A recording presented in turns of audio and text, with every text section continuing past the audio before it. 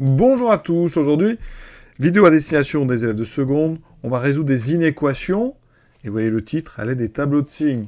Donc une première chose, on va avoir un produit et un quotient, et donc je vais commencer tout de suite par le produit. Alors, quand on est un élève, il ne faut pas être bloqué.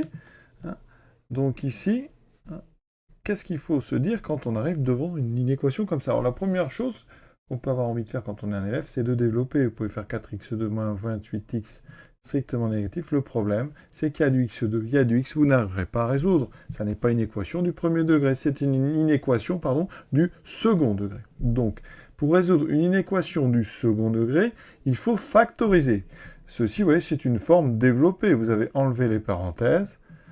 Donc moi, il me faut la forme factorisée. C'est celle-ci, vous voyez.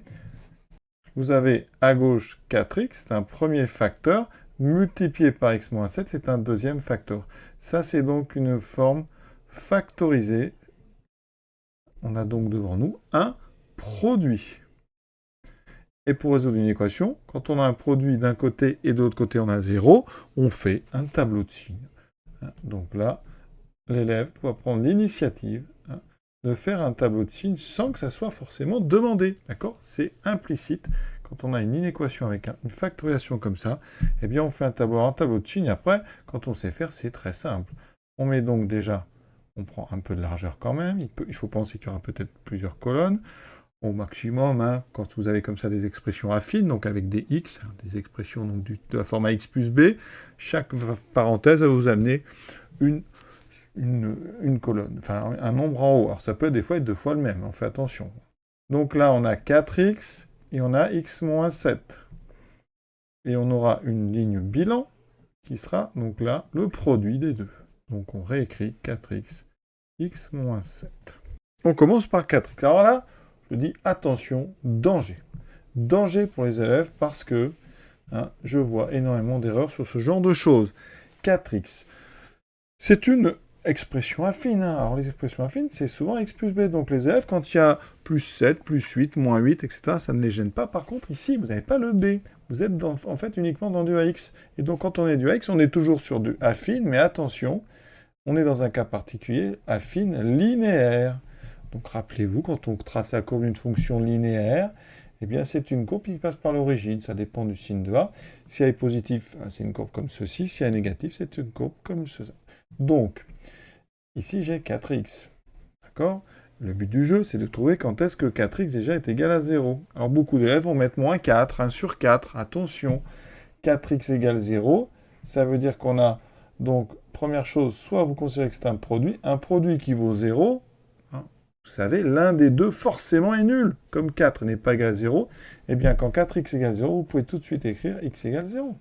Ça veut dire que là, à côté du tableau, en général, les élèves écrivent 4x égale 0, x égale 0. Alors ceux qui veulent procéder autrement que par un produit nul, eh bien vous pouvez aussi considérer que quand on a 4x égale 0, je divise les deux côtés par 4.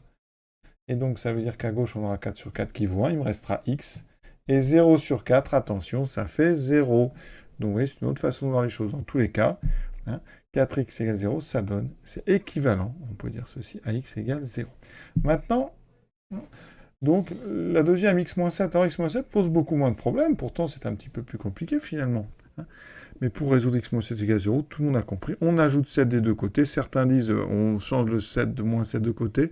Quand on est prof, on préfère dire qu'on ajoute 7 des deux côtés, et ça fait x égale plus 7, qu'on écrit tout simplement 7.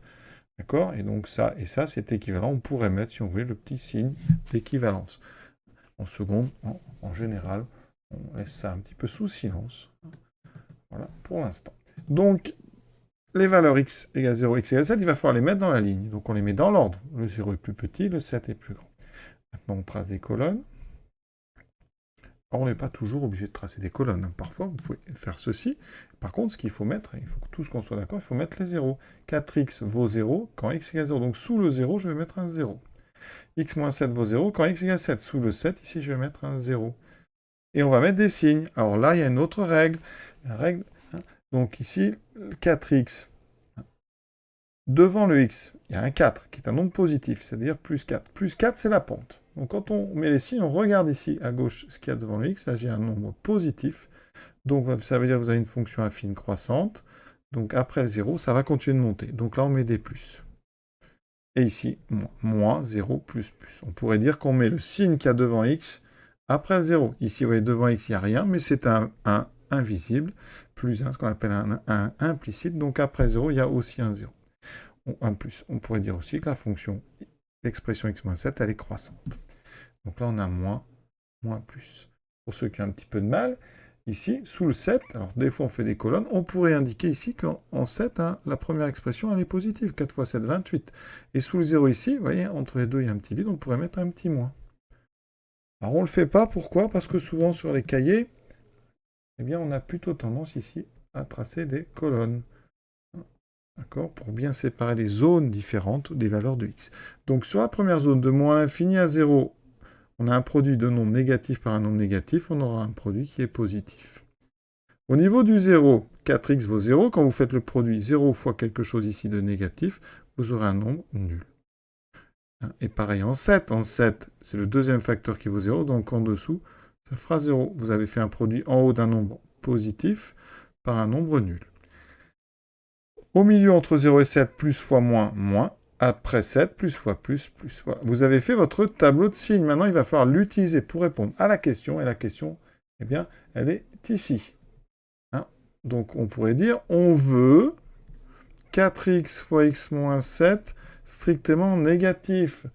Donc, dans la dernière ligne, on regarde quel symbole. Alors, strictement négatif. Hein, strict, ça veut dire qu'on regarde uniquement. J'insiste, on regarde uniquement. Hein, donc ici, le moins. Je dis le parce qu'il n'y en a qu'un, vous le voyez. Il est ici. Alors, je vais le mettre en bleu. Voilà, c'est ça qui nous intéresse. Et donc, la solution de cette inéquation, c'est, on regarde après en haut, c'est toute cette colonne entre 0 et 7. On n'a pas pris les zéros, donc la solution, c'est tous les nombres entre 0 et 7, et on va exclure 0 et 7. Deuxième question. Encore une inéquation, cette fois-ci, il y a un quotient. Donc quand on a un quotient, et en haut et en bas, on a des expressions affines, donc sous une forme ax plus b, ou un b plus ax, ou b moins ax, comme on a ici, eh bien, on fait tout de suite un tableau de signes. Alors, il y a une petite différence, parce qu'il y a une division. Donc ici, on commence, voilà. On sait qu'on prend une largeur raisonnable pour pouvoir placer peut-être 3 colonnes.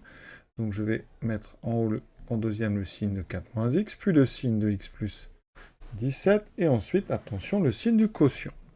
Donc 4x moins x sur x plus 17. Et là, il y a une petite nouveauté par rapport au produit, c'est qu'en maths, et là, c'est attention, on ne peut diviser par 0. Donc attention, notre dénominateur, c'est lui, d'accord? Donc il n'a pas le droit d'être égal à 0. Donc il va falloir faire attention quand des 0 apparaissent sur cette ligne. Alors 4 moins x, ça c'est notre numérateur, tranquillement. On cherche comme d'habitude. 4 moins x égale 0. Encore une fois ici, je vois beaucoup d'erreurs en seconde. 4 moins x égale 0. On résout ça en seconde. Il y a plein de façons, mais je pense qu'on fait moins x égale moins 4. J'enlève 4 du côté. Maintenant, j'ai un moins. Je multiplie tout par moins 1. Ça fait x égale 4. Voilà, ça ne doit pas prendre 2 heures. Sinon, on peut aussi mettre le x de l'autre côté. Ça fait tout de suite 4 égale x. Hein, mais chacun doit trouver. Voilà. Et si vous avez un petit doute, vous remplacez là-haut x par votre solution. 4 moins 4, ça fait bien 0. On est content.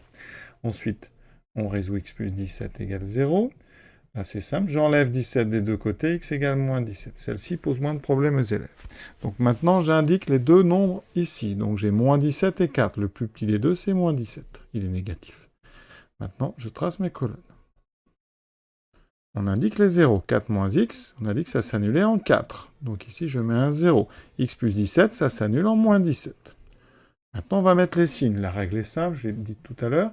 On regarde devant x, vous avez ici un moins, donc un moins 1. On a donc quelque chose qui descend, on a un moins après le 0, donc plus 0 moins. Ici, x plus 17, devant le x, il n'y a rien, c'est un 1 invisible, implicite, donc c'est plus 1. Donc ça va monter. Donc les plus sont après. Important. Après 0, vous trouvez le signe qu'il y a devant x. Et maintenant, on a un quotient. Produit et quotient, ça a le même signe. Hein. Plus divisé par moins, c'est comme si on faisait plus fois moins, ça fait moins. Plus divisé par plus, c'est comme plus fois plus, ça fait plus. Moins divisé par plus, c'est comme moins fois plus, ça fait moins. Par contre, maintenant, attention. En moins 17, en haut, c'est positif. Vous voyez, on est sur la colonne plus. Et on divise par 0. Je l'ai dit, on ne peut pas diviser par 0. Donc là, attention, on a une valeur interdite, une VI. Donc ici, on va le signifier. On ne raille pas, on met une double barre pour ne pas prendre trop de place. Et la double barre, elle doit être bien nette. Cette double barre signifie que pour le nombre ici, moins 17, notre expression n'existe pas. En 4, on sait que l'expression du haut s'annule. On a donc un 0 sur un nombre positif, mais 0 sur 2, vous le savez, ou 0 sur 3, tout ça, ça fait 0. Quand le haut s'annule sans que le bas s'annule, ça fait 0, c'est tranquille. Donc ici, on va mettre un 0, comme on faisait dans les produits. Voilà. Passons maintenant à la réponse à la question, parce qu'il ne faut pas oublier de répondre. Ici, on veut notre quotient négatif ou nul. Donc on va l'écrire pour être vraiment... On veut 4 moins x sur x plus 17 inférieur ou égal à 0. Donc, dans notre ligne, il faut bien regarder, on va regarder... Alors on veut strictement, enfin on veut, pardon, inférieur ou égal à 0, donc on regarde inférieur à 0, c'est-à-dire on regarde négatif ou nul, négatif ou nul, donc négatif, on regarde donc les moins et les 0. Alors il n'y en a qu'un, donc de 0, mais donc ici, ben, je vais m'intéresser à mes deux moins et à mon 0, ce qui correspond à inférieur ou égal à 0. Donc maintenant je regarde au-dessus, le premier moins va correspondre à une zone qui va de moins l'infini à moins 17, en moins infini, par convention, on ouvre.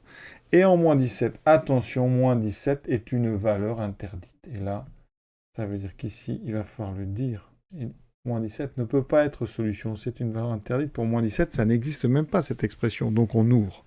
Ensuite, il y a une deuxième zone qui va de 4 à plus l'infini. Par convention, on ouvre en plus l'infini. En 4, ici, c'est le numérateur qui s'annule. Donc quand le numérateur s'annule, on a du 0 sur, par exemple ici, vous voyez, quand j'en passe par 4, ça fait 0 sur 4 et 17, 21, pas de problème, ça fait 0. Donc ici, on va ouvrir, on va fermer, pardon, je dis des bêtises, on ferme le crochet, puisqu'en 4, ça ne pose pas de problème, ça s'annule. C'est donc solution, puisqu'on veut inférieur ou égal à 0. Et donc, vous voyez, on a utilisé l'union, parce qu'il y a deux zones différentes. Et l'exercice, vous voyez, est terminé. Au propre, voici les deux tableaux, les solutions qui correspondent. J'espère que ça vous a plu. À très bientôt.